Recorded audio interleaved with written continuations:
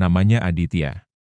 Usianya 29 tahun, bekerja sebagai staf administrasi di sebuah perusahaan logistik yang sudah berdiri sejak puluhan tahun lalu. Kantornya sederhana, terletak di lantai 2 ruko di pinggiran kota. Setiap hari, Aditya datang paling pagi dan pulang paling sore.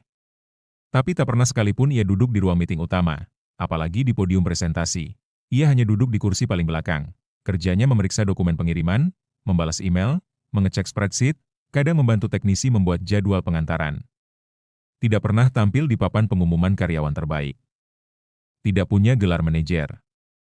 Tapi semua orang di kantor tahu, kalau ada yang butuh data cepat, jawaban akurat, atau solusi praktis, orang pertama yang dicari adalah dia. Suatu hari, sebuah proyek besar datang dari klien baru. Perusahaan harus mempersiapkan sistem pelaporan digital yang rapi dan cepat. Bos besar menunjuk tim khusus, yang dipenuhi para supervisor dan kepala divisi. Aditya tidak masuk dalam tim itu. Dia tidak kecewa. Ia tetap bekerja seperti biasa. Tapi diam-diam, ia mulai menyusun file pendukung, merapikan sistem lama, membuat template laporan otomatis, dan membagikannya ke tim tanpa diminta. Ditya, kamu bikin ini semua sendirian? Tanya Mbak Rani dari tim IT saat melihat spreadsheet yang sudah disinkronkan otomatis. Aditya mengangguk. Aku cuma bantu sedikit, biar lebih gampang. Beberapa minggu kemudian, sistem itu berhasil diimplementasikan. Tim proyek mendapat pujian dari bos besar. Tapi ketika ditanya siapa yang mempermudah sistem pelaporan, nama Aditya muncul berkali-kali. Akhirnya, ia dipanggil ke ruangan kepala kantor. Ditya, kata Pak Yudi, sambil menatapnya dengan senyum kagum. Kamu nggak pernah minta apa-apa. Tapi kontribusi kamu terasa ke semua lini. Kenapa kamu nggak pernah minta dipromosikan?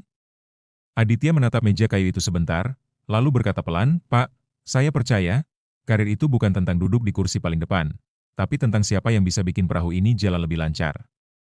Kalau saya bisa bantu dari belakang, itu pun cukup buat saya. Pak Yudi terdiam. Lalu mengangguk perlahan. Mulai bulan depan, kamu jadi koordinator operasional. Bukan karena kamu minta, tapi karena kamu layak. Sejak saat itu, Aditya punya ruangan sendiri. Tapi ia tetap datang paling pagi dan pulang paling sore. Ia tetap membantu rekan kerja, tetap duduk di kursi belakang saat rapat, kecuali jika memang dibutuhkan untuk bicara. Dan suatu hari, ia menuliskan satu kalimat kecil di atas mejanya, sebuah pengingat yang datang dari hatinya sendiri. Tidak semua orang ingin menjadi bintang di panggung. Beberapa hanya ingin memastikan lampunya tetap menyala, karena karir bukan soal gelar, gaji, atau posisi tertinggi.